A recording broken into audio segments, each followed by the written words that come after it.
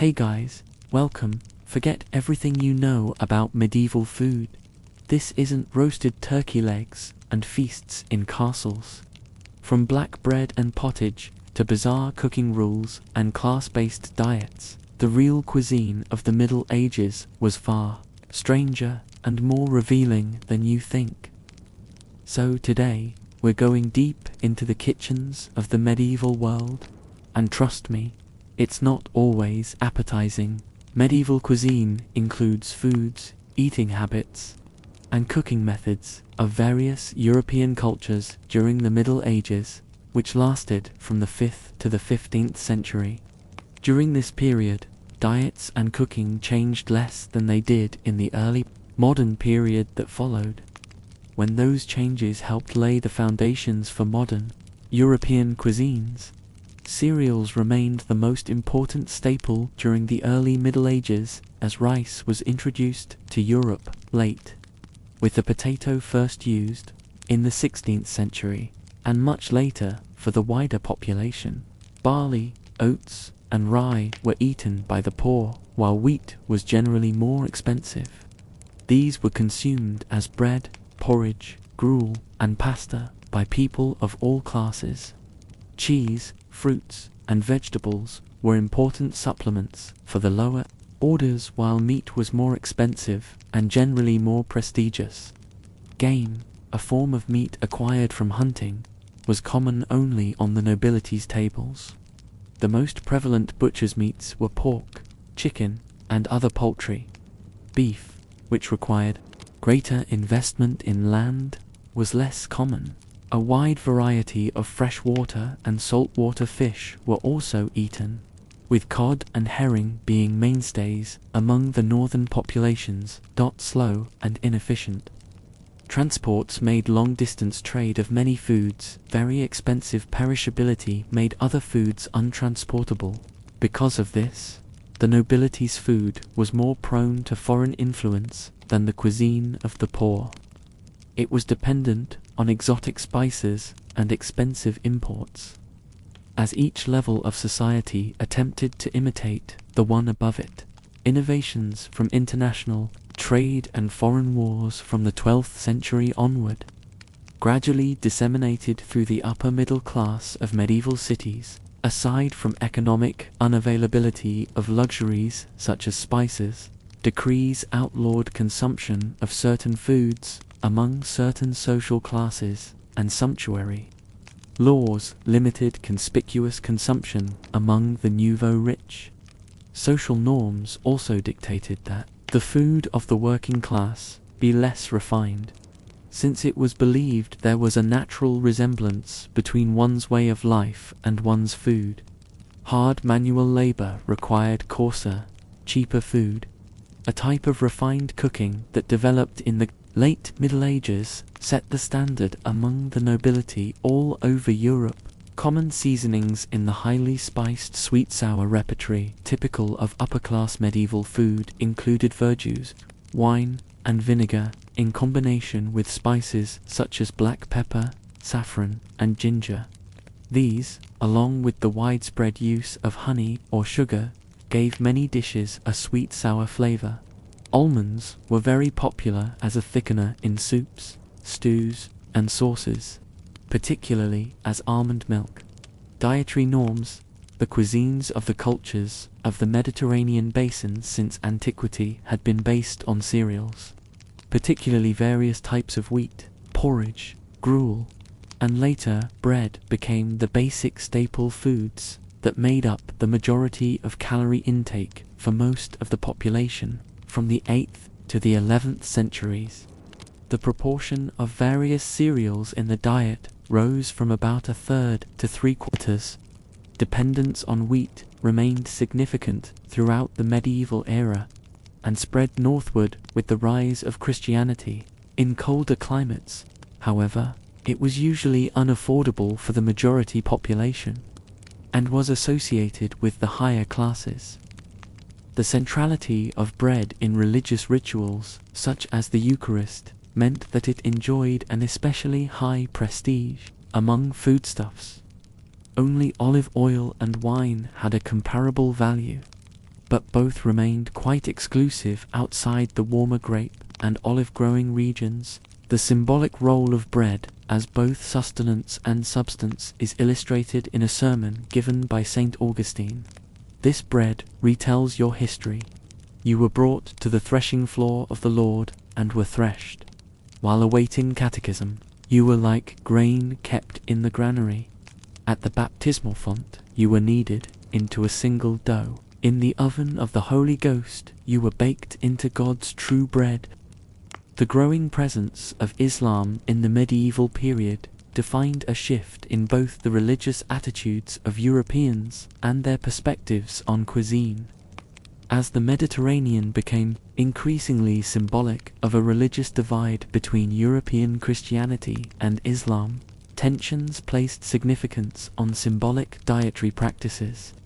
The religious connotations of bread and wine in Christianity opposed the dietary restrictions on alcohol and the differences in the bread-making practices pertinent to Islamic cuisine. Thus, the consumption of bread and wine spread northward from the Mediterranean region, in part as a means of Christian opposition. Additionally, pork was reinforced in European cuisine as a product of importance and value, differing from the Islamic dietary restrictions on pork consumption. However, these divergences did not prohibit the exchange of flavors and goods from occurring between Islamic regions and Europe. After the bubonic plague in 1347 to 1352, dietary norms changed drastically due to different food resources available in Europe. Since the population in Europe significantly dipped, farmland and livestock was left mostly unattended and uncared for.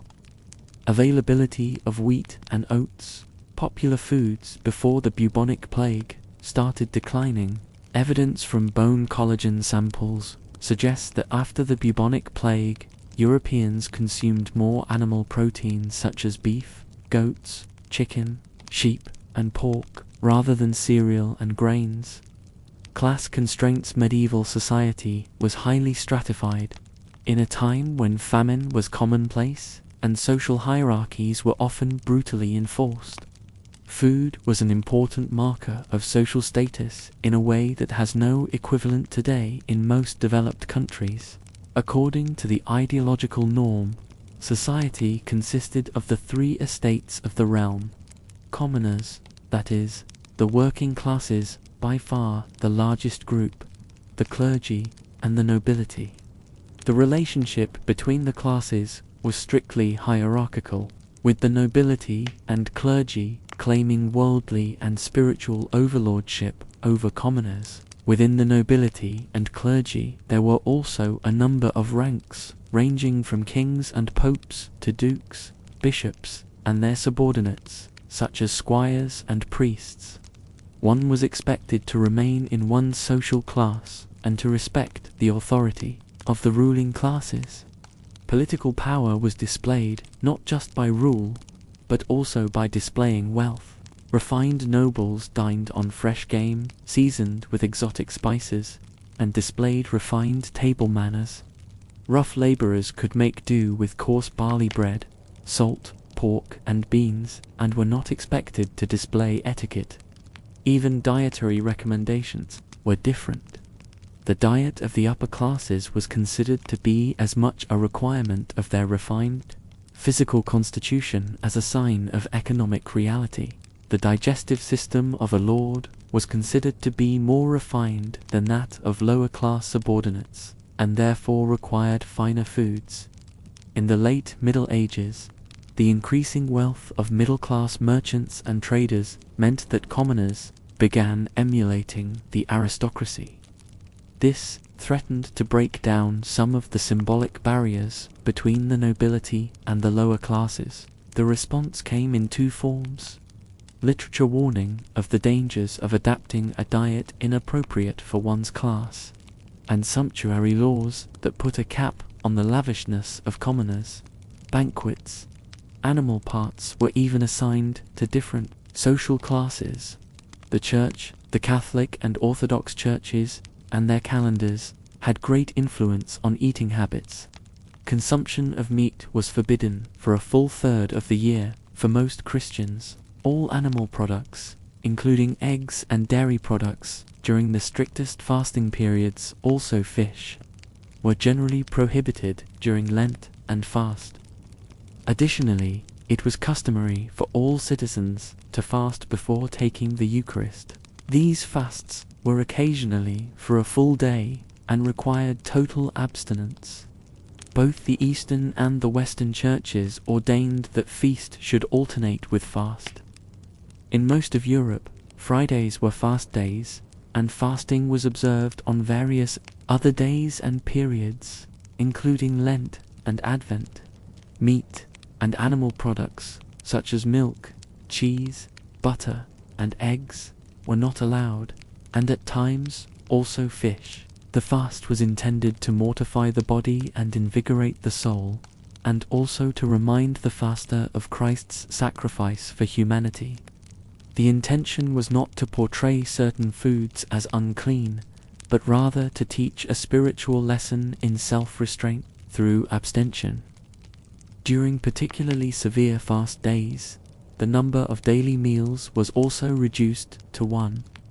Even if most people respected these restrictions and usually made penance when they violated them, there were also numerous ways of circumventing them. A conflict of ideals and practice, summarized by writer Bridget Ann Hennish. It is the nature of man to build the most complicated cage of rules and regulations in which to trap himself, and then, with equal ingenuity and zest, to bend his brain to the problem of wriggling triumphantly out again. Lent was a challenge. The game was to ferret out the loopholes, while animal products were to be avoided during times of penance. Pragmatic compromises often prevailed. The definition of fish was often extended to marine and semi-aquatic animals such as whales, barnacle, geese, puffins, and even beavers. The choice of ingredients may have been limited, but that did not mean that meals were smaller.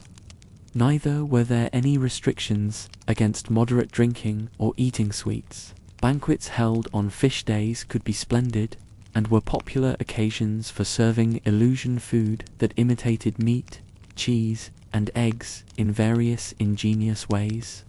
Fish could be molded to look like venison, and fake eggs could be made by stuffing empty eggshells with fish, roe and almond milk, and cooking them in coals, while Byzantine church officials took a hardline approach and discouraged any culinary refinement for the clergy.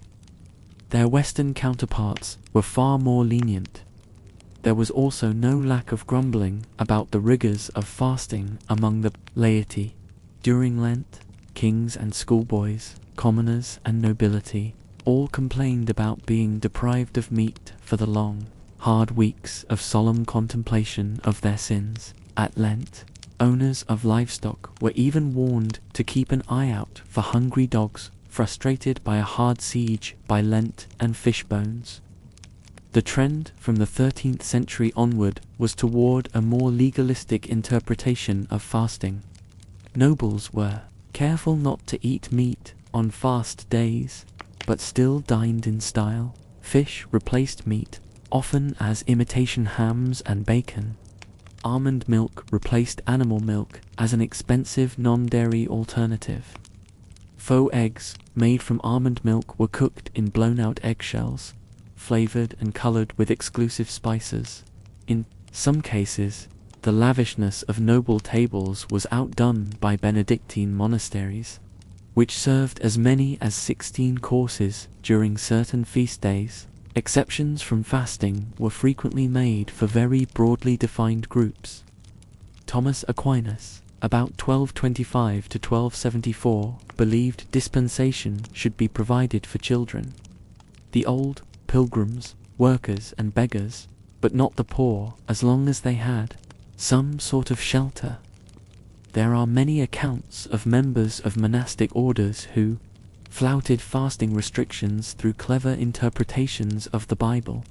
Since the sick were exempt from fasting, there often evolved the notion that fasting Restrictions only applied to the main dining area, and many Benedictine friars would simply eat their fast day meals in what was called the misericord at those times rather than the refectory.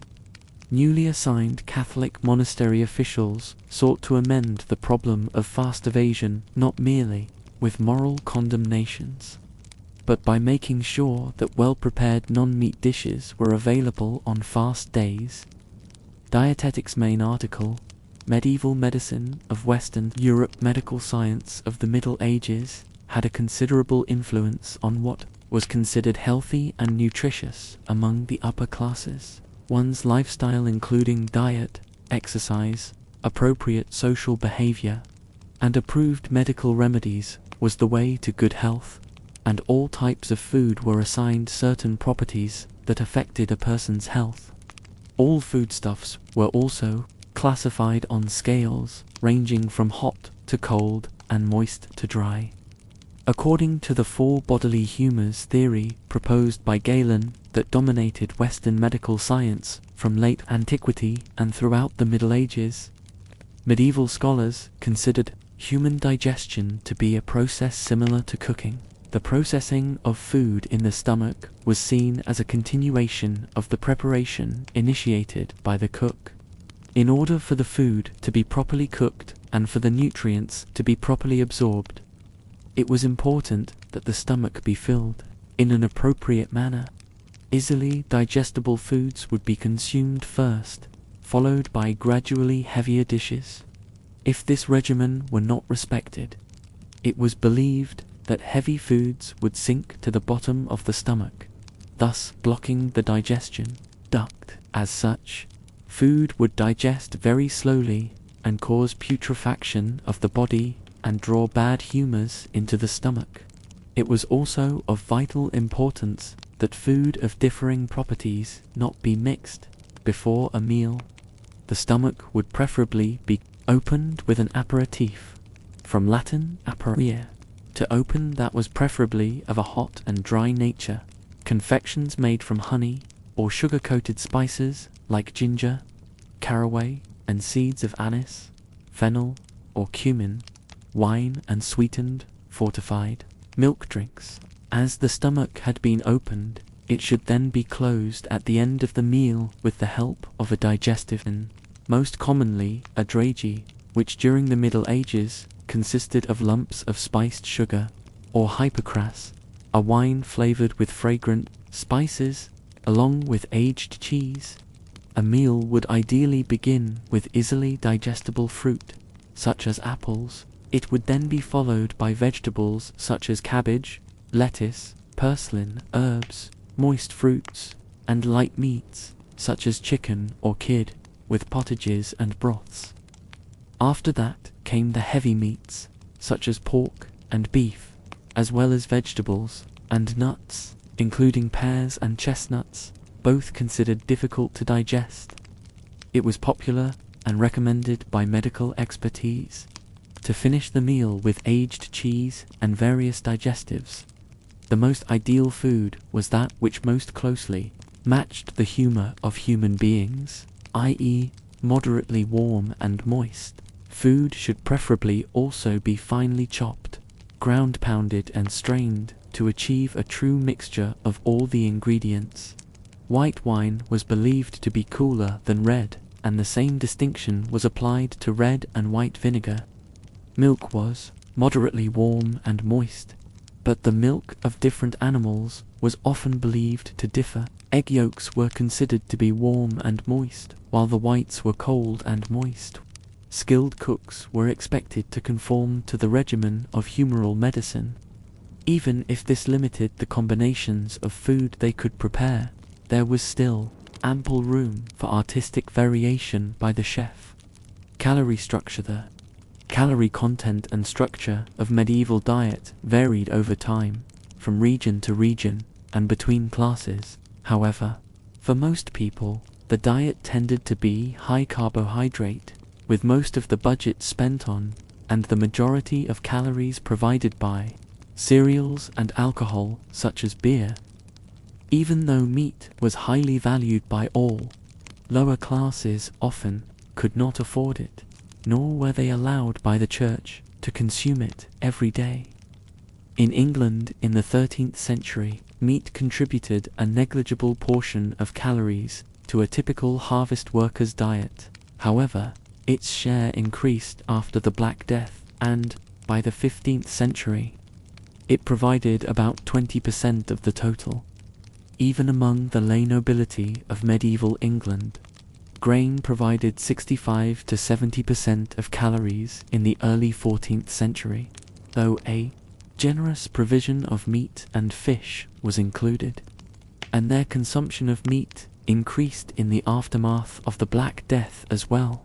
In one early 15th century English aristocratic household, for which detailed records are available, that of the Earl of Warwick, gentle members of the household received a staggering 3.8 pounds, 1.7 kilograms of assorted meats in a typical meat meal in the autumn and 2.4 pounds, 1.1 kilograms in the winter, in addition to 0.9 pounds, 0.41 kilograms of bread and 1 for imperial gallon, 1.1 L, 0.30 US gal of beer or possibly wine, and there would have been 2 meat meals per day, 5 days a week, except during Lent. In the household of Henry Stafford in 1469, gentle members received 2.1 pounds, 0.95 kilograms of meat per meal, and all others received 1.04 pounds, 0.47 kilograms, and everyone was given 0.4 pounds, 0.18 kilograms of bread and 1 for imperial gallon, 1.1 L, 0.30 US gal of alcohol. On top of these quantities, some members of these households, usually a minority, ate breakfast, which would not include any meat, but would probably include another 14 imperial gallon, 1.1 L, 0.30 US gal of beer, and uncertain quantities of bread and ale could have been consumed in between meals. The diet of the lord of the household differed somewhat from this structure, including less red meat, more high-quality wild game, fresh fish, fruit, and wine in monasteries. The basic structure of the diet was laid down by the rule of Saint Benedict in the 7th century and tightened by Pope Benedict XII in 1336. But as mentioned above, monks were adept at working around these rules. Wine was restricted to about 10 imperial fluid ounces, 280 milliliters, 9.6 US FL Oz per day, but there was no corresponding limit on beer. And, at Westminster Abbey, each monk was given an allowance of 1 imperial gallon, 4.5 L, 1.2 US gal of beer per day. Meat of 4-footed animals was prohibited altogether, year-round, for everyone but the very weak and the sick. This was circumvented in part by declaring that offal and various processed foods such as bacon were not meat. Secondly, Benedictine monasteries contained a room called the Miseric Cord, where the rule of Saint Benedict did not apply, and where a large number of monks ate. Each monk would be regularly sent either to the Misericord or to the refectory.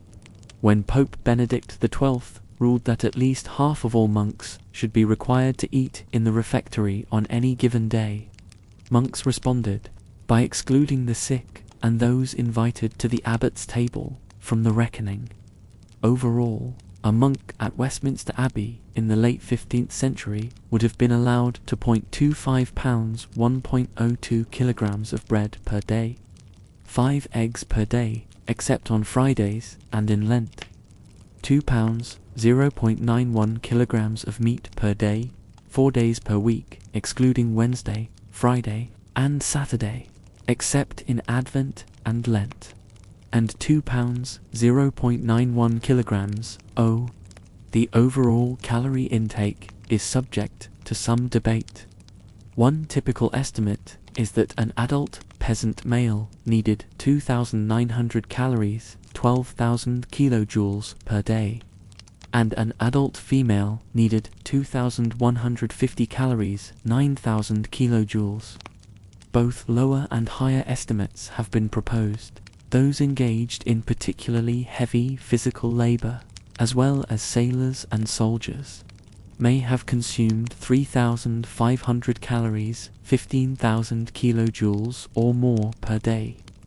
Intakes of aristocrats may have reached 4,000 to 5,000 calories, 17,000 to 21,000 kJ per day. Monks consumed 6,000 calories, 25,000 kilojoules per day on normal days, and 4,500 calories, 19,000 kilojoules per day when fasting.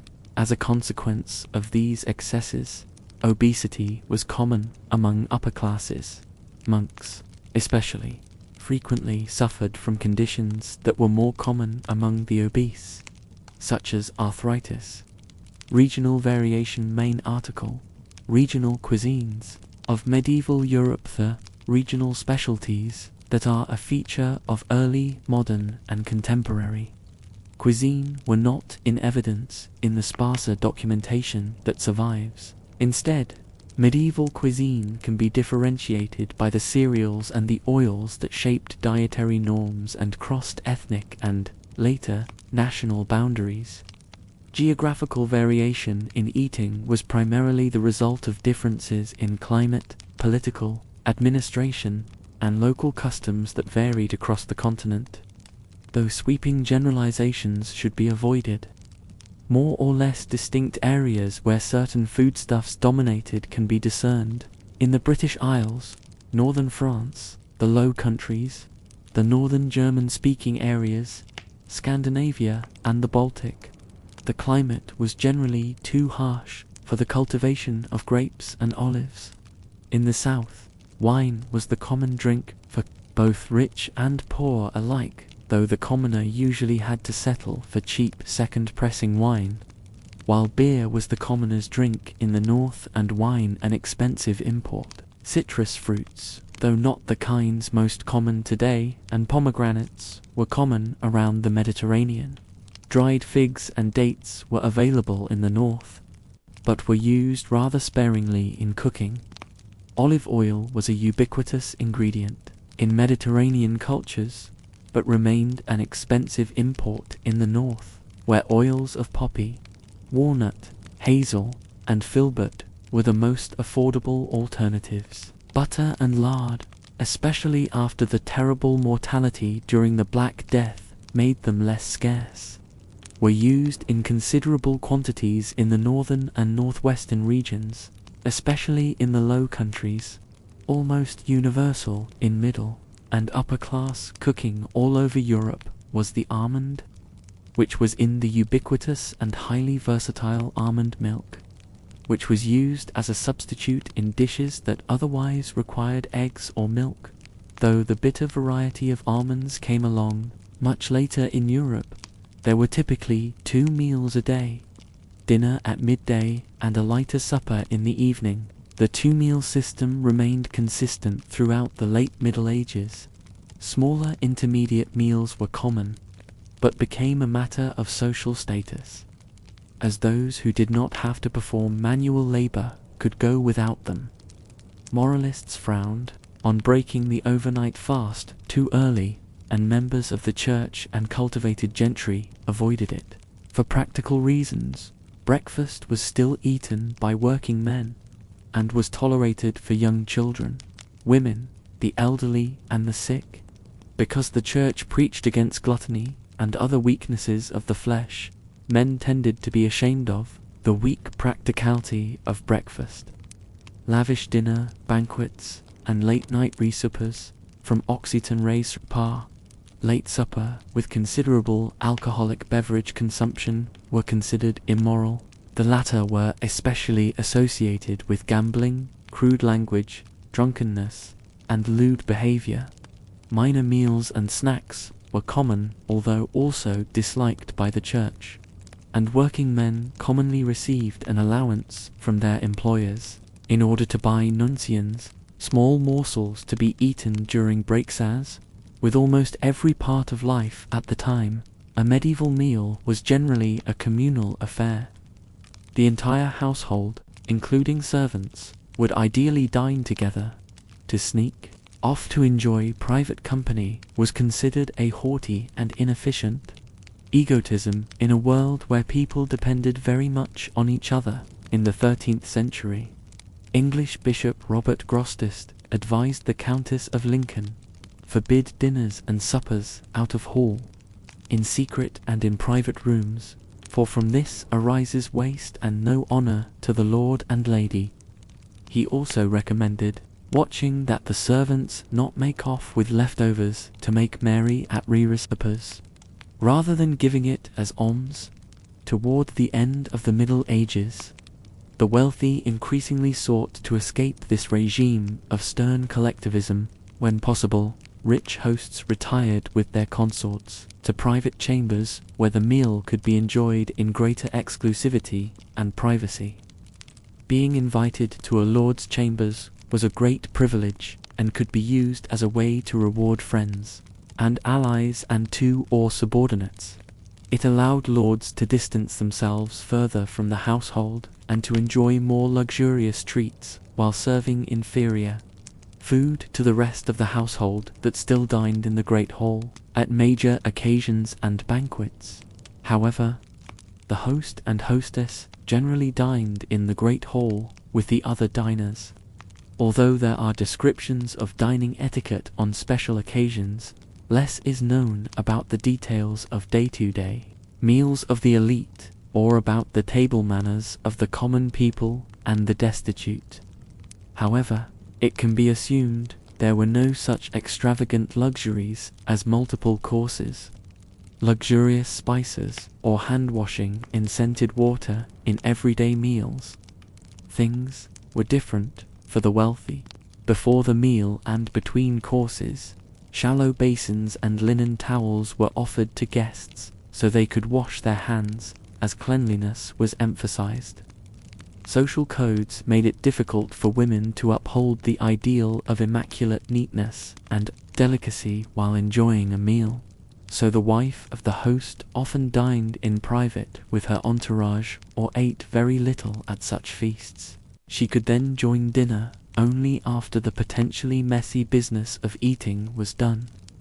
Overall, fine dining was a predominantly male affair, and it was uncommon for anyone but the most honored of guests to bring his wife or her ladies. The hierarchical nature of society was reinforced by etiquette, where the lower ranked were expected to help the higher, the younger to assist the elder, and men to spare women the risk of sullying dress and reputation by having to handle food in an unwomanly fashion. Shared drinking cups were common even at lavish banquets for all but those who sat at the high table, as was the standard etiquette of breaking bread and carving meat for one's fellow diners. Food was mostly served on plates or in stew pots, and diners would take their share from the dishes and place it on trenchers of stale bread, wood or pewter, with the help of spoons or bare hands. In lower-class households, it was common to eat food straight off the table. Knives were used at the table, but most people were expected to bring their own, and only highly favored guests would be given a personal knife. A knife was usually shared with at least one other dinner guest, unless one was of very high rank or well acquainted with the host. Forks for eating were not in widespread usage in Europe until the early modern period, and early on were limited to Italy. Even there, it was not until the 14th century that the fork became common among Italians of all social classes. The change in attitudes can be illustrated by the reactions to the table manners of the Byzantine princess Theodora Ducana in the late 11th century. She was the wife of Domenico Selvo, the Doge of Venice, and caused considerable dismay among upstanding Venetians. The princess's insistence on having her food cut up by her eunuch servants, and then eating the pieces with a golden fork, shocked and upset the diners so much that there was a claim that Peter Damian, Cardinal Bishop of Ostia, later interpreted her refined foreign manners as pride and referred to her as the Venetian Doge's wife, whose body, after her excessive delicacy, entirely rotted away. All types of cooking were done using a fire.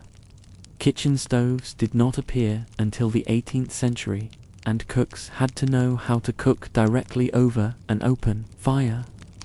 Ovens were used, but they were expensive to construct and existed only in fairly large households and bakeries. It was common for a community to have shared ownership of an oven to ensure that the bread baking essential to everyone was made communal rather than private. There were also portable ovens designed to be filled with food and then buried in hot coals, and even larger ones on wheels that were used to sell pies in the streets of medieval towns. But for most people, almost all cooking was done in simple stew pots.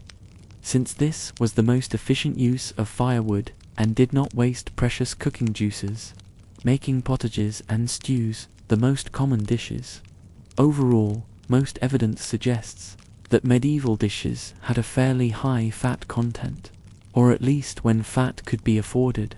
This was considered less of a problem in a time of back-breaking toil, famine, and a greater acceptance on desirability of plumpness. Only the poor, or sick, and devout ascetics were thin. Fruit was readily combined with meat, fish, and eggs. The recipe for tarte de brimlant, a fish pie from the recipe collection The Form of Curie, includes a mix of figs, raisins, apples, and pears with fish, salmon, cod, or haddock, and pitted damson, plums under the top crust. It was considered important to make sure that the dish agreed with contemporary standards of medicine and dietetics. This meant that food had to be tempered, according to its nature, by an appropriate combination of preparation and mixing certain ingredients, condiments, and spices. Fish was seen as being cold and moist, and best cooked in a way that heated and dried it, such as frying or oven baking, and seasoned with hot and dry spices. Beef was dry and hot, and should therefore be boiled. Pork was hot and moist, and should therefore always be roasted. In some recipe collections, alternative ingredients were assigned with more consideration to the humoral nature than what a modern cook would consider to be similarity in taste. In a recipe for quince pie, cabbage is said to work equally well, and in another, turnips could be replaced by pears. The completely edible short crust pie did not appear in recipes until the 15th century. Before that, the pastry was primarily used as a cooking container in a technique known as huff paste. Extant recipe collections show that gastronomy in the late Middle Ages developed significantly new techniques, like the short crust pie, and the clarification of jelly with egg whites began to appear in recipes in the late 14th century, and recipes began to include detailed instructions instead of being mere memory aids to an already skilled cook. In most households, cooking was done on an open hearth in the middle of the main living area to make efficient use of the heat. This was the most common arrangement, even in wealthy households, for most of the Middle Ages, where the kitchen was combined with the dining hall. Toward the late Middle Ages, a separate kitchen area began to evolve. The first step was to move the fireplaces toward the walls of the main hall, and later to build a separate building or wing that contained a dedicated kitchen area, often separated from the main building by a covered arcade. This way, the smoke, odors, and bustle of the kitchen could be kept out of sight of guests, and the fire risk lessened. Few medieval kitchens survive, as they were notoriously ephemeral structures. Many basic variations of cooking utensils available today, such as frying pans, pots, kettles, and waffle irons, already existed, although they were often too expensive for poorer households. Other tools more specific to cooking over an open fire were spits of various sizes, and material for skewering anything from delicate quails to whole oxen. There were also cranes with adjustable hooks so that pots and cauldrons could easily be swung away from the fire to keep them from burning or boiling over.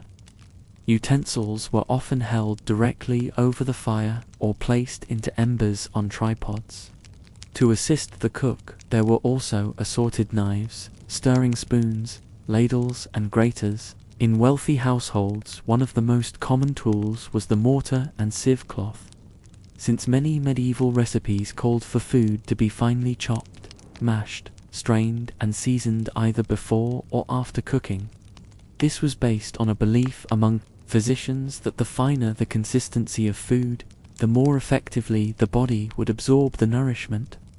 It also gave skilled cooks the opportunity to elaborately shape the results. Fine-textured food was also associated with wealth. For example, finely milled flour was expensive, while the bread of commoners was typically brown and coarse. A typical procedure was farcing, from the Latin farcio, to cram.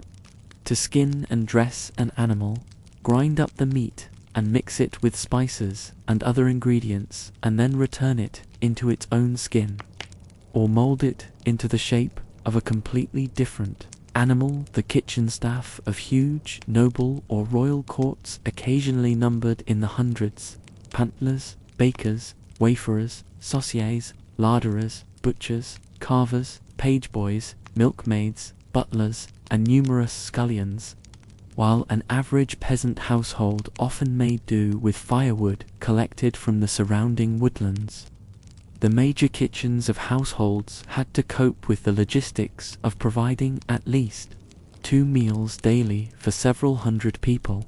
Guidelines on how to prepare for a 2-day banquet can be found in the cookbook Du Fait de Cuisine on Cookery, written in 1420 in part to compete with the court of Burgundy by Mestre Chicourt, master chef of Duke Amadeus VIII of Savoy.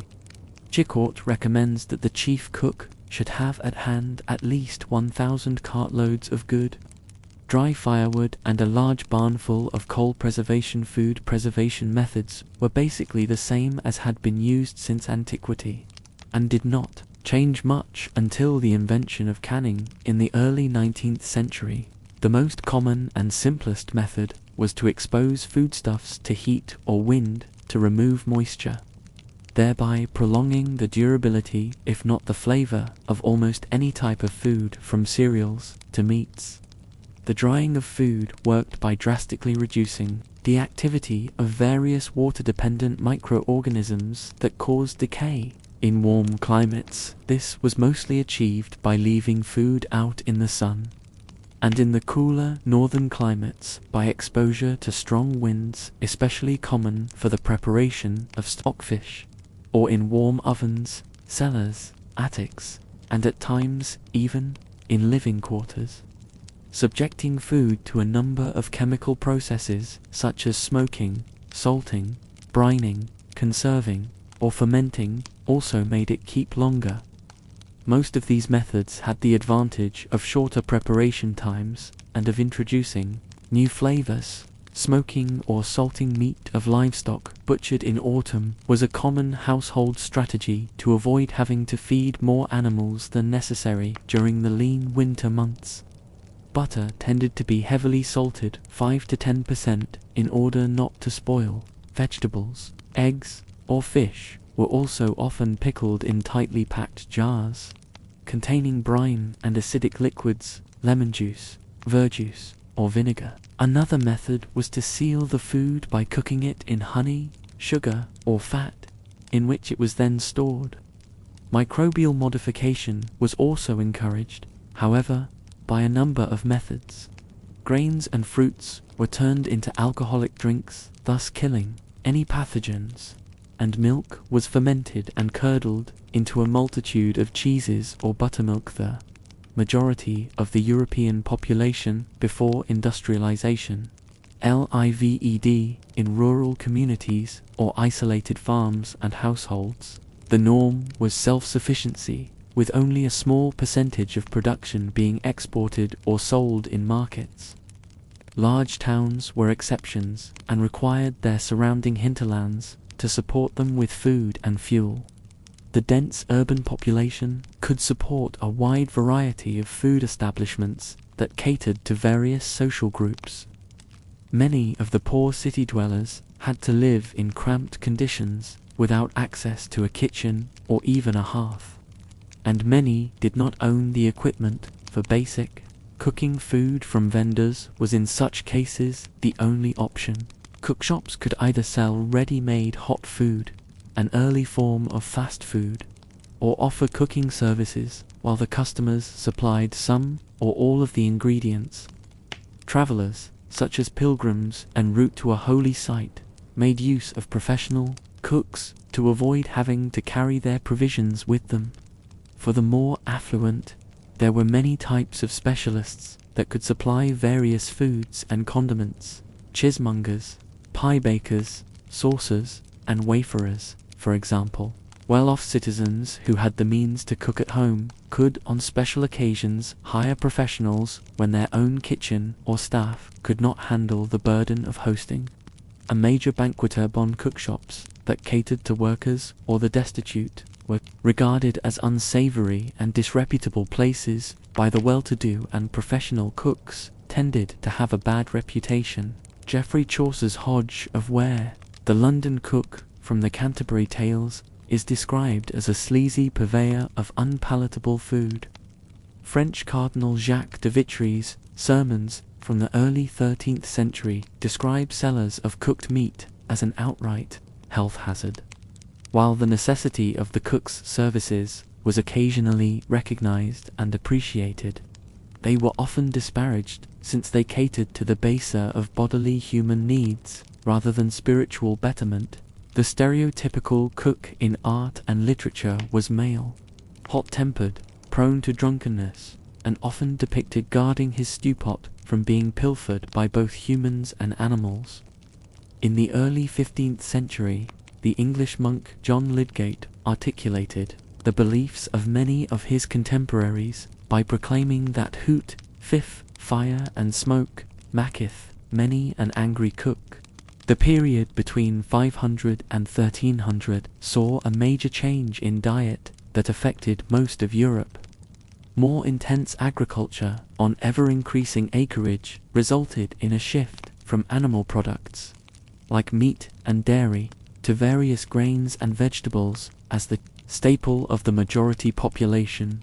Before the 14th century, bread was not as common among the lower classes, especially in the north, where wheat was more difficult to grow. A bread-based diet became gradually more common during the 15th century and replaced warm, intermediate meals that were porridge or gruel-based. Leavened bread was more common in wheat-growing regions in the south, while unleavened of barley, rye, or oats remained more common in northern and highland regions. And unleavened flatbread was also common as provisions for troops. The most common grains were rye, barley, buckwheat, millet, and oats.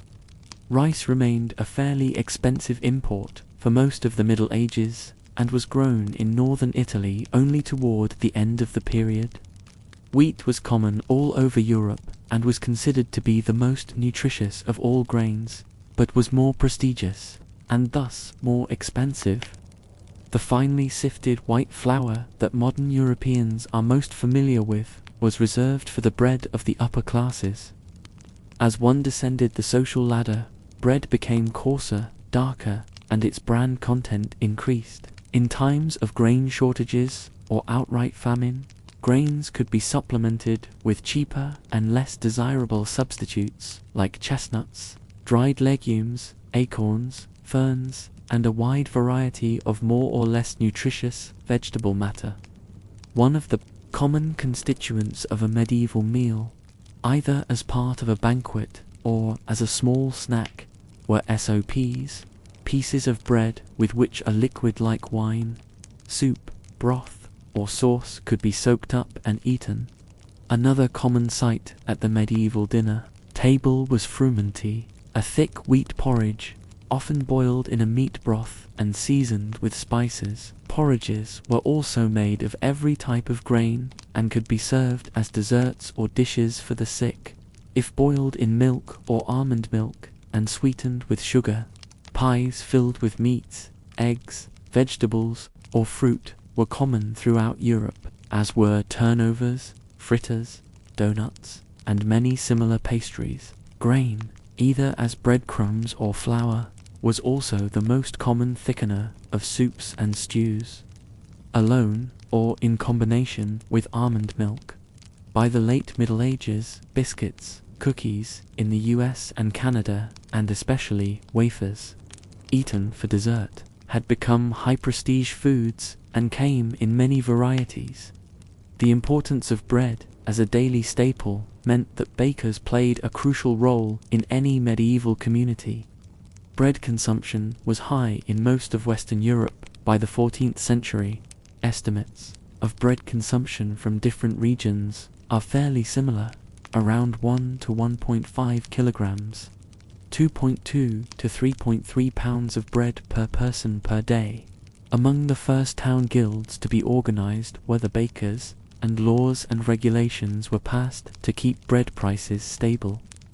The English ASIs of bread and ale of 1266 listed extensive tables where the size, weight, and price of a loaf of bread were regulated in relation to grain prices.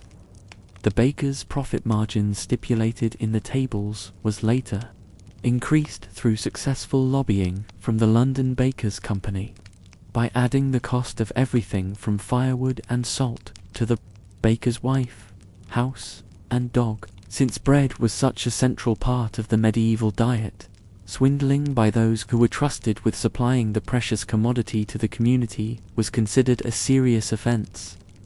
Bakers who were caught tampering with weights or adulterating dough with less expensive ingredients could receive severe penalties.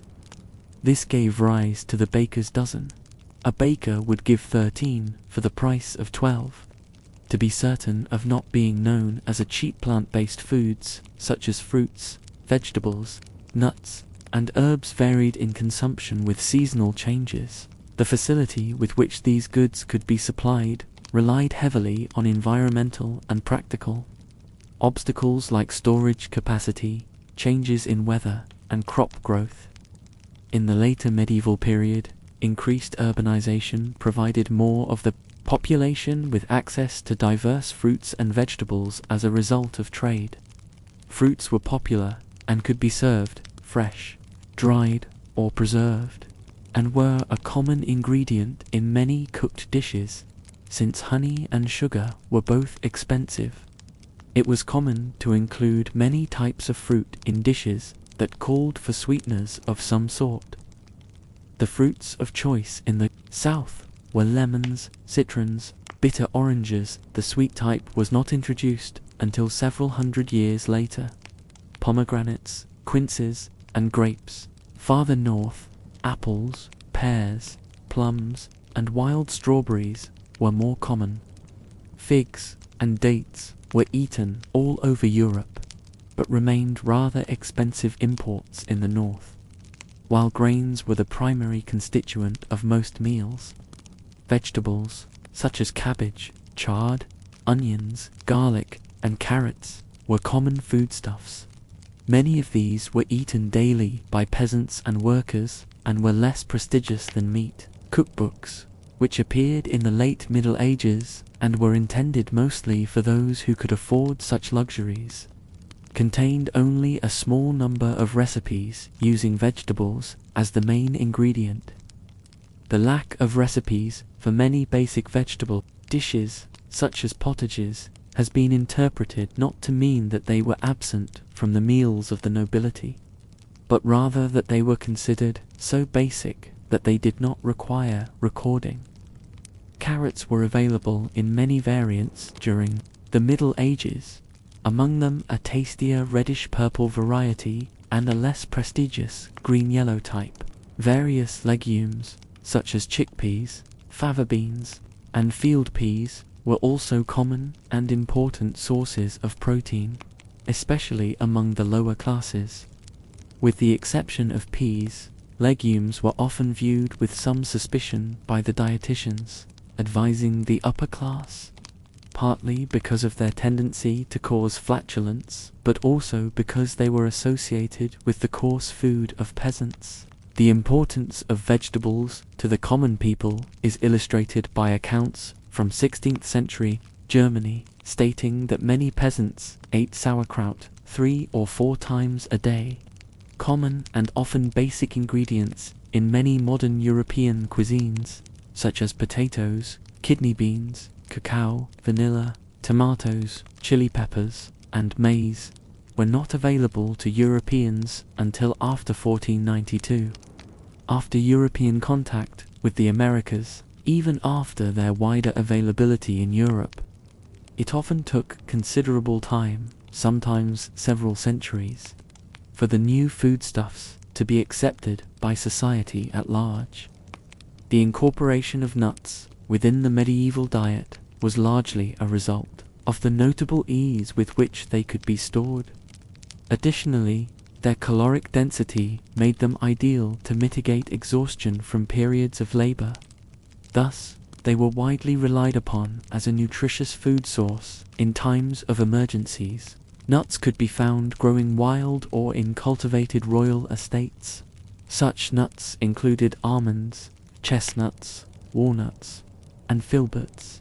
As sources of food supplies in densely populated areas became largely dependent on royal or clerical estates, exploitation resulted in nutritional consequences for poorer folk. Thus, the foraging of nuts in less expansive regions of agriculture functioned as an advantage within smaller communities. Nuts were incorporated in many kinds of recipes. Featured often in many parts of the medieval diet, they were used in dishes like muesli or eaten alongside vegetables like kale.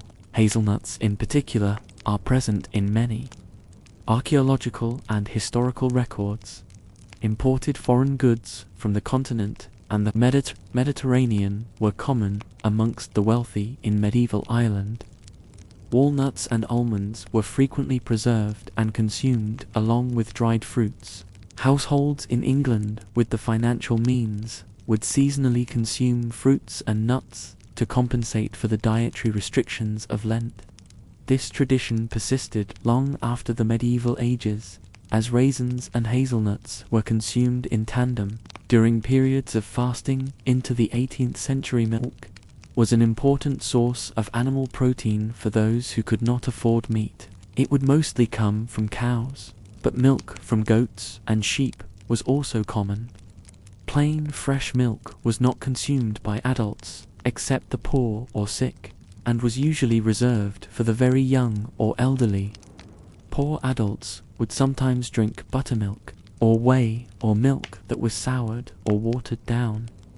Fresh milk was overall less common than other dairy products because of the lack of technology to keep it from spoiling. On occasion, it was used in upper-class kitchens in stews, but it was difficult to keep fresh in bulk, and almond milk was generally used in its place. Cheese was far more important as a foodstuff, especially for common people, and it has been suggested that it was, during many periods, the chief supplier of animal protein among the lower classes. Many varieties of cheese eaten today, like Dutch Edam, Northern French Brie, and Italian Parmesan, were available and well known in late medieval times. There were also whey cheeses, like ricotta, made from byproducts of the production of harder cheeses. Cheese was used in cooking for pies and soups, the latter being common fare in German-speaking areas. Butter, another important dairy product, was in popular use in the regions of Northern Europe that specialized in cattle production in the latter half of the Middle Ages. The Low Countries and southern Scandinavia, while most other regions used oil or lard as cooking fats, butter was the dominant cooking medium in these areas. Its production also allowed for a lucrative butter export from the 12th century onward. While all forms of wild game were popular among those who could obtain it, most meat came from domestic animals.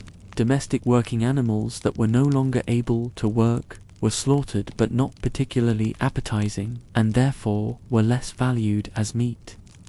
Beef was not as common as today because raising cattle was labor-intensive, requiring pastures and feed, and oxen and cows were much more valuable as draft animals and for producing milk. Lamb and mutton were fairly common, especially in areas with a sizable wool industry. Ass was veal. Goat meat was consumed in some parts of medieval Europe. Far more common was pork, as domestic pigs required less attention and cheaper feed. Domestic pigs often ran freely, even in towns, and could be fed on just about any organic waste. And suckling pig was a sought-after delicacy. Just about every part of the pig was eaten, including ears, snout, tail, tongue, and womb. The intestines, bladder, and stomach could be used as casings for sausage or even illusion food such as giant eggs. Among the meats that today are rare or even considered inappropriate for human consumption are the hedgehog and porcupine, occasionally mentioned in late medieval recipe collections. Rabbits remained a rare and highly prized commodity. In England, they were deliberately introduced by the 13th century and their colonies were carefully protected. Further south, domesticated rabbits were commonly bred and raised both for their meat and fur. It is frequently and falsely claimed that they were of particular value for monasteries because newborn rabbits were allegedly declared fish, or at least not meat, by church officials, allowing them to be eaten during Lent. A wide range of birds were eaten, including pheasants, swans, peafowl, quail, partridge, storks, cranes, pigeons, larks, finches, and just about any other wild bird that could be captured.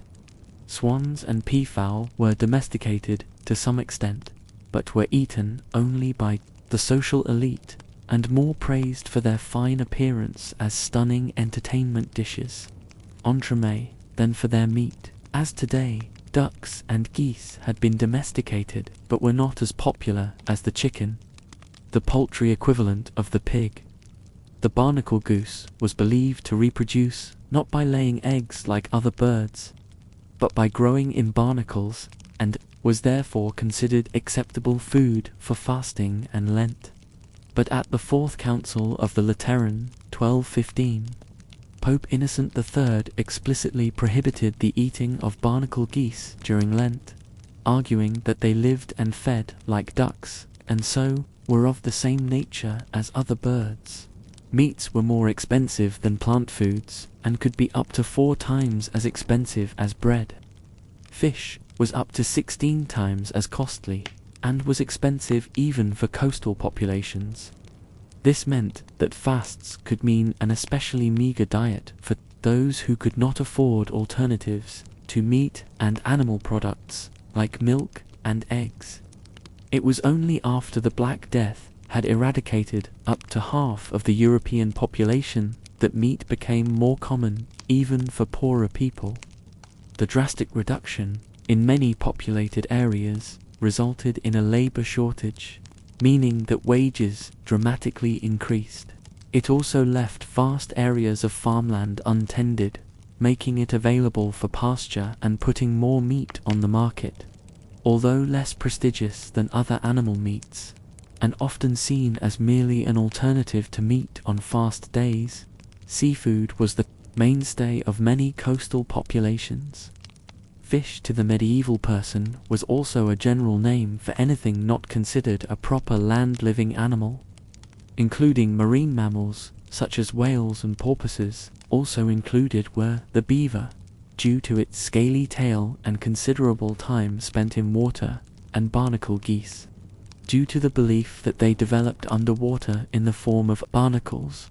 Such foods were also considered appropriate for fast days.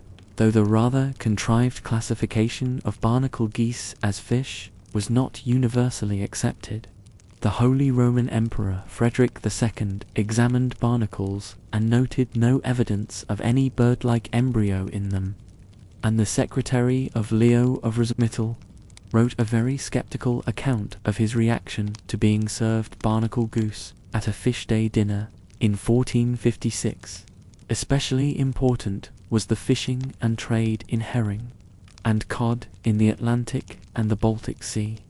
The herring was of unprecedented significance to the economy of much of northern Europe, and it was one of the most common commodities traded by the Hanseatic League, a powerful North German alliance of trading guilds. Kippers made from herring caught in the North Sea could be found in markets as far away as Constantinople, while large quantities of fish were eaten fresh. A large proportion was salted, dried, and, to a lesser extent, smoked. Stockfish, cod that was split down the middle, fixed to a pole and dried, was very common. Though preparation could be time-consuming and meant beating the dried fish with a mallet before soaking it in water, a wide range of mollusks, including oysters, mussels, and scallops, were eaten by coastal and river-dwelling populations, and freshwater crayfish were seen as a desirable alternative to meat during fish days. Compared to meat, fish was much more expensive for inland populations, especially in Central Europe, and therefore not an option for most. Freshwater fish such as eel, pike, carp, bream, perch, lamprey, salmon, and trout were common. While water is often drunk with a meal in modern times, in the Middle Ages concerns over purity, medical recommendations, and its low prestige value made it less favored. As such, alcoholic beverages were preferred. Such beverages contributed to many components of late medieval life. Alcohol was often consumed throughout the day, and drinks were expected to accompany any social occasion. Rituals, rites, and festivals entailed the consumption of alcohol, which would often be distributed by officials. The different forms of alcohol popularized throughout various regions all contributed to a substantial portion of the population's caloric intake, and were highly significant to diet and survival. The consumption of alcohol was also perceived to be a necessity in conserving one's physical health. It was seen as more nutritious and beneficial to digestion than water, with the invaluable bonus of being less prone to putrefaction due to the alcohol content. Wine was consumed on a daily basis in most of France and all over the western Mediterranean, wherever grapes were cultivated. Further north, it remained the preferred drink of the bourgeoisie and the nobility who could afford it, and far less common among peasants and workers. The drink of commoners in the northern parts of the continent was primarily beer or ale. Juices, as well as wines, of a multitude of fruits and berries had been known at least since Roman antiquity and were still consumed in the Middle Ages, including those of pomegranate, mulberry, and blackberry. Perry and cider were especially popular in the north, where both apples and pears were plentiful. Medieval drinks that have survived to this day include prunelle from wild plums, modern-day slivovitz, mulberry gin, and blackberry wine. Many variants of mead have been found in medieval recipes, with or without alcoholic content. However, the honey-based drink became less common as a table beverage towards the end of the period and was eventually relegated to medicinal use. Mead has often been presented as the common drink of the Slavs. This is partially true since mead bore great symbolic value at important occasions. When agreeing on treaties and other important affairs of state, mead was often presented as a ceremonial gift. It was also common at weddings and baptismal parties, though in limited quantity, due to its high price. In medieval Poland, mead had a status equivalent to that of imported luxuries. such as spices and wines. Kumis, the fermented milk of mares or camels, was known in Europe, but as with mead, was mostly something prescribed by physicians. Plain milk was not consumed by adults, except the poor or sick, being reserved for the very young or elderly, and then usually as buttermilk or whey. Fresh milk was overall less common than other dairy products because of the lack of technology to keep it from spoiling. Tea and coffee, both made from plants found in the Old World, were popular in East Asia and the Muslim world during the Middle Ages. However, neither of these non-alcoholic social drinks were consumed in Europe before the late 16th and early 17th centuries. Wine was commonly drunk and was also regarded as the most prestigious and healthy choice. According to Galen's Dietetics, it was considered hot and dry. However, these qualities were moderated when wine was watered down. Unlike water or beer, which were considered cold and moist, consumption of wine in moderation, especially red wine, was, among other things, believed to aid digestion, generate good blood, and brighten the mood. 101. The quality of wine differed considerably according to vintage, the type of grape, and more importantly, the number of grape pressing. The first pressing was made into the finest and most expensive wines, which were reserved for the upper classes. The second and third pressings were subsequently of lower quality and alcohol content. Common folk usually had to settle for a cheap, white, or rose from a second or even third pressing, meaning that it could be consumed in quite generous amounts without leading to heavy intoxication. For the poorest or the most pious, watered-down vinegar, similar to ancient Roman posca, would often be the only available choice. 102. Wine was widely consumed across medieval Europe. It maintained its status in Italy as the reigning beverage over other forms of alcohol with little divergence.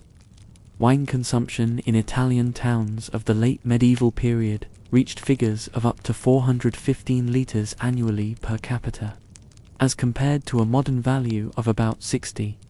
103. The aging of high-quality red wine required specialized knowledge, as well as expensive storage and equipment, and resulted in an even more expensive end product. Judging from the advice given in many medieval documents on how to salvage wine that bore signs of going bad, preservation must have been a widespread problem. Even if vinegar was a common ingredient, there was only so much of it that could be used. The 14th century cookbook, La Viandière, describes several methods for salvaging spoiling wine, making sure that the wine barrels are always topped up, or adding a mixture of dried and boiled white grape seeds with the ash of dried and burnt lees of white wine were both effective bactericides, even if the chemical processes were not understood at the time. 104. Spiced or mulled wine was not only popular among the affluent, but was also considered especially healthy by physicians. Wine was believed to act as a kind of vaporizer and conduit of other foodstuffs to every part of the body, and the addition of fragrant and exotic spices would make it even more wholesome. Spiced wines were usually made by mixing an ordinary red wine with an assortment of spices such as ginger, cardamom, pepper, grains of paradise, nutmeg, cloves, and sugar. These would be contained in small bags which were either steeped in wine or had liquid poured over them to produce hypocras and clare. By the 14th century, bagged spice mixes could be bought ready-made from spice merchants. 105. Conventional, well-prepared wines of the time did not differ tremendously in strength. From current figures, the alcoholic content of such wine is estimated to be between 5 and 11% alcohol by volume, as compared to a range of 11 to 13% in modern wines. While there is speculation that the French mixed water with their wine and thus decreased the alcoholic content by volume, One account, from a 13th century Franciscan friar, denounced the French for drinking undiluted wine, suggesting that it was not abnormal for wine to be consumed straight. While wine was the most common table beverage in much of Europe, this was not the case in the northern regions where grapes were not cultivated. Those who could afford it drank imported wine, even for nobility in these areas. However, it was common to drink beer or ale, particularly toward the end of the Middle Ages. In England, the Low Countries, northern Germany, Poland, and Scandinavia, beer was consumed on a daily basis by people of all social classes and age groups. By the mid-15th century, barley, a cereal known to be somewhat poorly suited for bread making, but excellent for brewing, accounted for 27% of all cereal acreage in England. 107, however, the heavy influence from Arab and Mediterranean culture on medical science, particularly due to the Reconquista and the influx of Arabic texts, meant that beer was often disfavored. For most medieval Europeans, it was a humble brew compared with common southern drinks and cooking ingredients such as wine, lemons, and olive oil. Even comparatively exotic products like camel milk and gazelle meat generally received more positive attention in medical texts. Beer was just an acceptable alternative and was assigned various negative qualities. In 1256, the Sienese physician Aldobrandino described beer in the following way: "But from whichever it is made, whether from oats, barley, or wheat, it harms the head and the stomach. It causes bad breath and ruins the teeth. It fills the stomach with bad fumes, and as a result, anyone who drinks it, along with wine, becomes drunk quickly. But it does have the property of facilitating urination and makes one's flesh white and smooth." 108. The intoxicating effect of beer was believed to last longer than that of wine, but it was also admitted that it did not create the false thirst associated with wine. Though less prominent than in the north, beer was consumed in northern France and the Italian mainland, perhaps as a consequence of the Norman conquest and the travelling of nobles between France and England.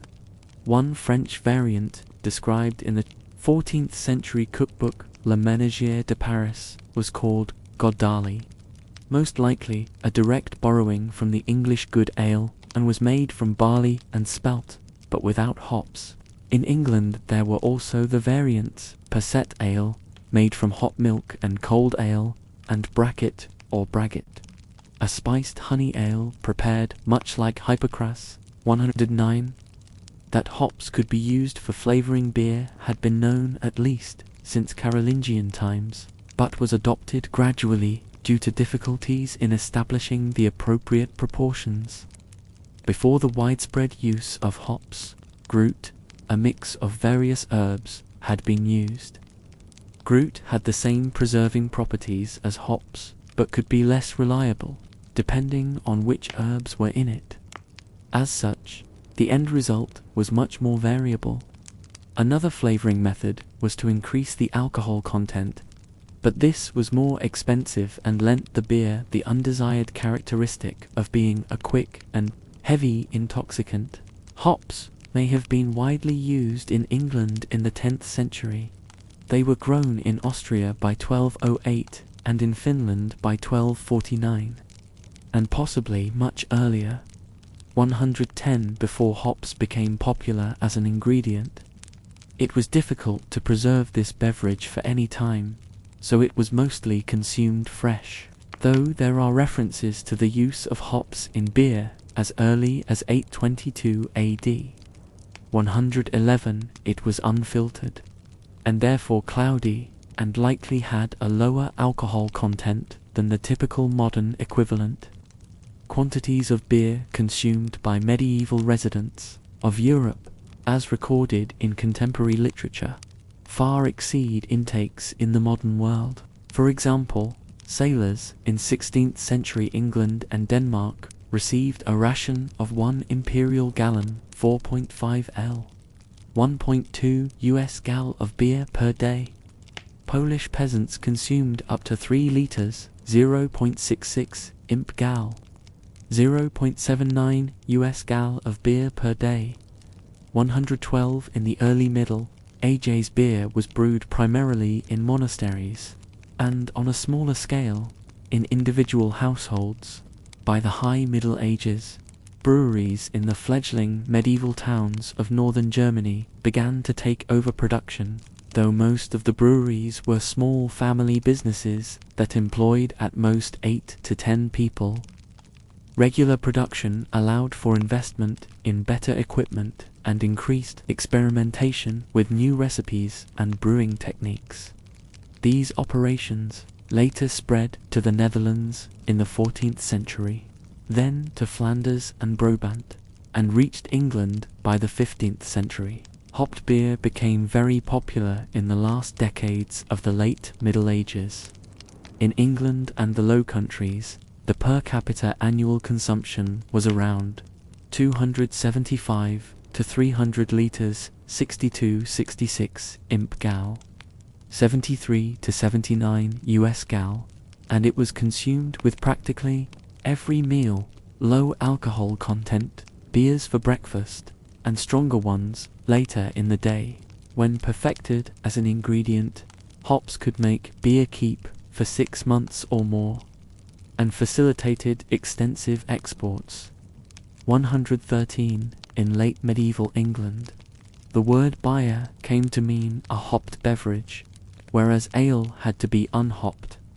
In turn, ale or beer was classified as strong or small, the latter less intoxicating, regarded as a drink of temperate people, and suitable for consumption by children. As late as 1693, John Locke stated that the only drink he considered suitable for children of all ages was small beer, while criticizing the apparently common practice among the Englishmen of the time to give their children wine and strong alcohol. 114 by modern standards, the brewing process was relatively inefficient, but capable of producing quite strong alcohol when that was desired. A 1998 attempt to recreate medieval English strong ale, using recipes and techniques of the era, albeit with the use of modern yeast strains, yielded a strongly alcoholic brew with original gravity of 1.091 corresponding to a potential alcohol content over 9% and pleasant, apple-like taste. 115 distillates. The ancient Greeks and Romans knew of the technique of distillation, but it was not practiced on a major scale in Europe until after the invention of alembics, which feature in manuscripts from the 9th century onward. Distillation was believed by medieval scholars to produce the essence of the liquid being purified, and the term aquavita, water of life, was used as a generic term for all kinds of distillates.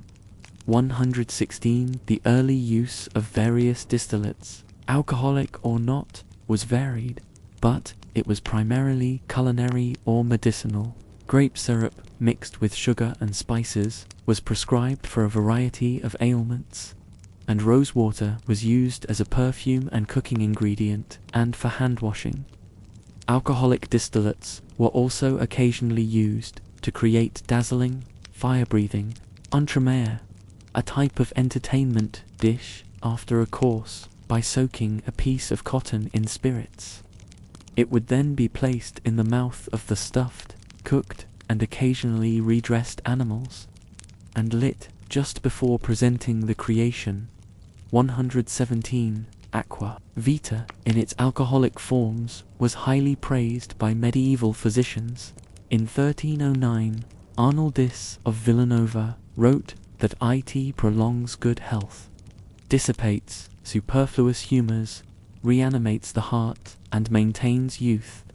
118 In the late Middle Ages, the production of moonshine started to pick up, especially in the German-speaking regions. By the 13th century, Hausbrand, literally homeburnt from Gebrannter Wein, brandewine, Burnt distilled wine was commonplace, marking the origin of brandy. Toward the end of the late Middle Ages, the consumption of spirits became so ingrained even among the general population that restrictions on sales and production began to appear in the late 15th century. In 1496, the city of Nuremberg issued restrictions on the selling of aquavit on Sundays and official holidays. Spices were among the most luxurious products available in the Middle Ages, the most common being black pepper, cinnamon, and the cheaper alternative, cassia, cumin, nutmeg, ginger, and cloves. They all had to be imported from plantations in Asia and Africa, which made them extremely expensive, and gave them social cachet such that pepper, for example, was hoarded, traded, and conspicuously donated in the manner of gold bullion. It has been estimated that around 1,000 tons of pepper and 1,000 tons of the other common spices were imported into Western Europe each year during the late Middle Ages. The value of these goods was the equivalent of a yearly supply of grain for 1.5 million people. 120 while pepper was the most common spice. The most exclusive, though not the most obscure, in its origin was saffron, used as much for its vivid yellow-red color as for its flavor, for according to the humors, yellow signified hot and dry valued qualities. 121 turmeric provided a yellow substitute, and touches of gilding at banquets supplied both the medieval love of ostentatious show and Galenic dietary law. At the sumptuous banquet that Cardinal Riario offered to Eleanor of Naples in June 1473, the bread was gilded. 122. Among the spices that have now fallen into obscurity are grains of paradise, a relative of cardamom which almost entirely replaced pepper in late medieval North French cooking. Long pepper, mace, spikenard, galangal, and cubeb, sugar, unlike today, was considered to be a type of spice due to its high cost and humoral qualities. 123. Few dishes employed just one type of spice or herb, but rather a combination of several different ones.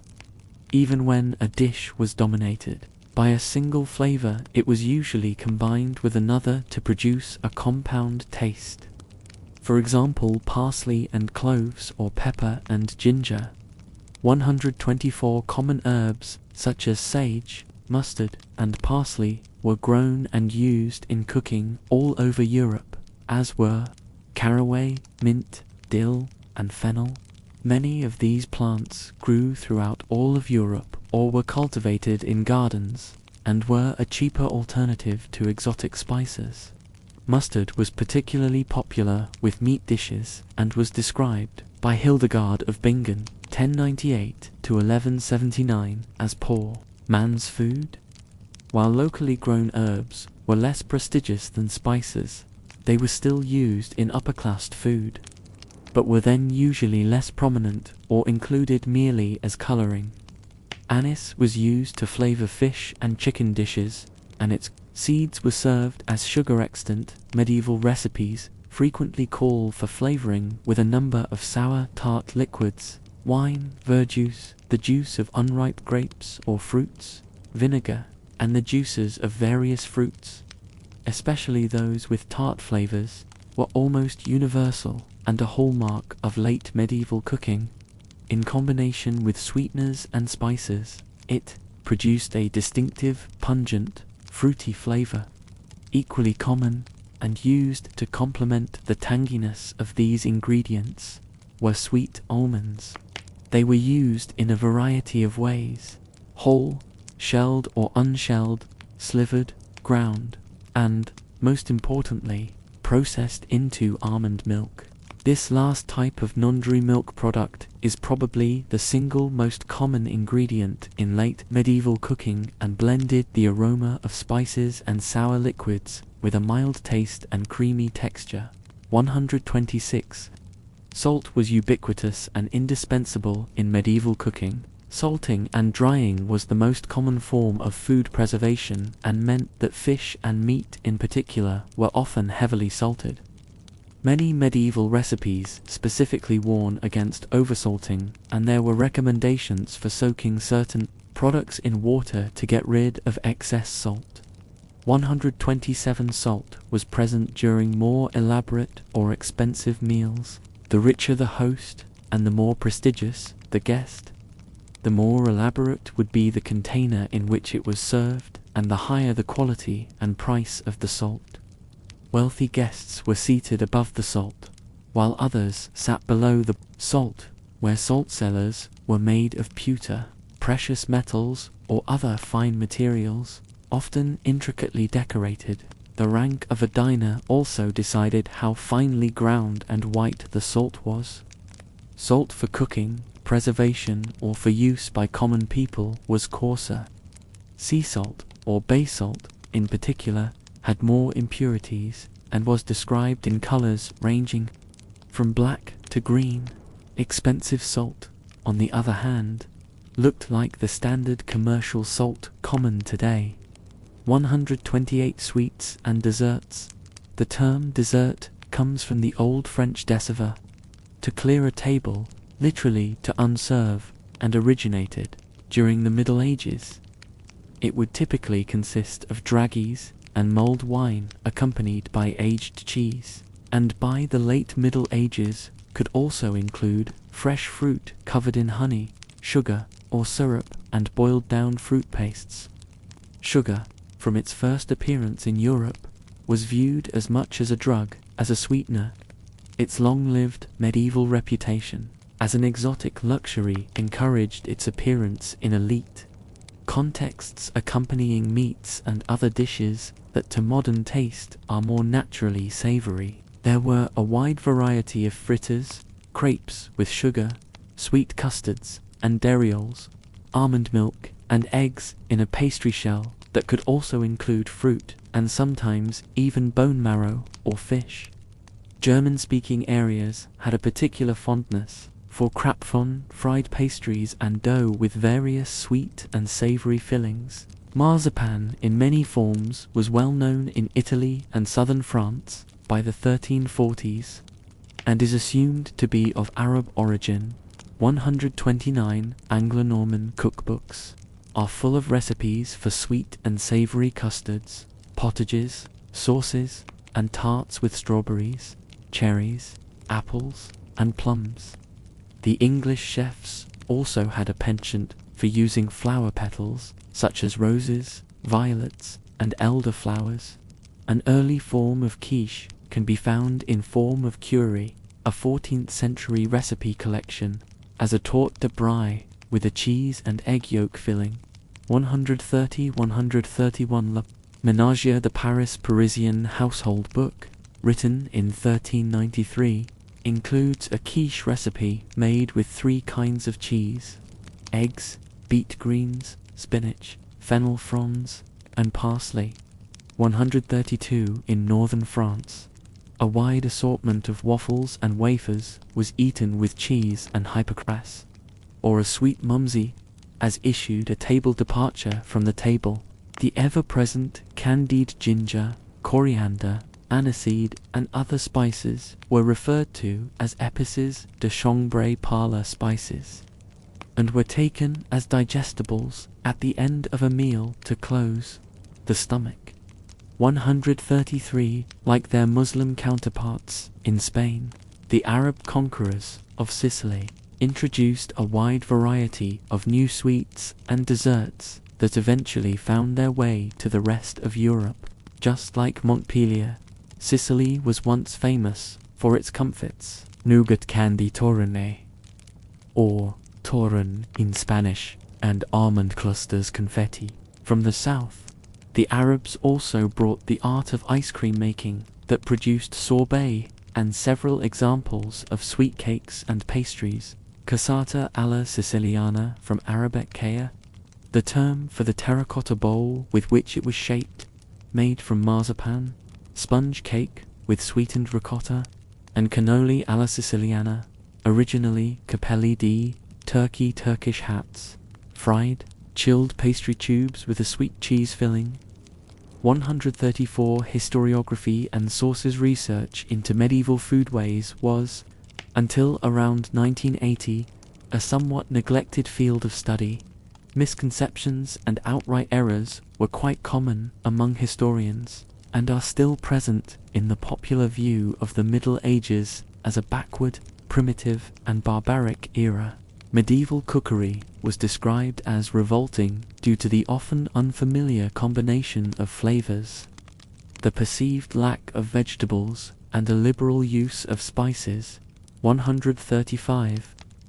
The heavy use of spices has been popular as an argument to support the claim that spices were employed to disguise the flavor of spoiled meat, a conclusion without support in historical fact and contemporary sources.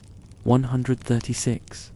Fresh meat could be procured throughout the year by those who could afford it. The preservation techniques available at the time, although crude by today's standards, were perfectly adequate. The astronomical cost and high prestige of spices, and thereby the reputation of the host, would have been effectively undone if wasted on cheap and poorly handled foods. 137. The common method of grinding and mashing ingredients into pastes and the many pottages and sauces has been used as an argument that most adults within the medieval nobility lost their teeth at an early age, and hence were forced to eat nothing but porridge, soup, and ground-up meat. This has been demonstrated by historians such as Terence Scully to be an unfounded theory. 100. The numerous descriptions of banquets from the later Middle Ages concentrated on the pageantry of the event rather than the minutiae of the food, which was not the same for most banqueters as those choice mets served at the high table. Banquet dishes were apart from the mainstream of cuisine, and have been described as the outcome of grand banquets serving political ambition rather than gastronomy. Today as yesterday by historian Maglan, to us, sant-samat.cookbooks, or, more specifically, recipe collections, compiled in the Middle Ages, are among the most important historical sources for medieval cuisine. The first cookbooks began to appear toward the end of the 13th century, the Liber de Coquina, perhaps originating near Naples, and the Tractatus de Modo Preparendi, have found a modern editor in Marianne Moulon, and a cookbook from Assisi found at Chalon-sur-Marne has been edited by Maglan to Sant-Samat. 140. Though it is assumed that they describe real dishes, food scholars do not believe they were used as cookbooks might be today, as a step-by-step guide through the cooking procedure that could be kept at hand while preparing a dish. Few in a kitchen at those times would have been able to read, and working texts have a low survival rate. The recipes were often brief and did not give precise quantities. Cooking times and temperatures were seldom specified, since accurate. Portable clocks were not available, and since all cooking was done with fire. At best, cooking times could be specified as the time it took to say a certain number of prayers, or how long it took to walk around a certain field. Professional cooks were taught their trade through apprenticeship and practical training, working their way up in the highly defined kitchen hierarchy. A medieval cook employed in a large household would most likely have been able to plan and produce a meal without the help of recipes or written instruction. Due to the generally good condition of surviving manuscripts, it has been proposed by food historian Terence Scully that they were records of household practices intended for the wealthy and literate master of a household, such as La Ménagier de Paris, from the late 14th century. Over 70 collections of medieval recipes survive today, written in several major European languages. 143. The repertory of housekeeping instructions laid down by manuscripts, like the Ménagier de Paris, also include many details of overseeing correct Preparations in the kitchen. Toward the onset of the early modern period, in 1474, the Vatican librarian Bartolomeo Platina wrote De Honesta Voluptate et Valetudine, on honorable pleasure and health. In 1563, the physician Iodocus Willich edited Apicius, high status, exotic spices and rarities like ginger, pepper, cloves, sesame, citron leaves, and onions of Escalon, 145. All appear in an 8th century list of spices that the Carolingian cook should have at hand. It was written by Vinidarius, whose excerpts of Apicius 146 survive in an 8th century uncial manuscript. Vinidarius's own dates may not be much earlier,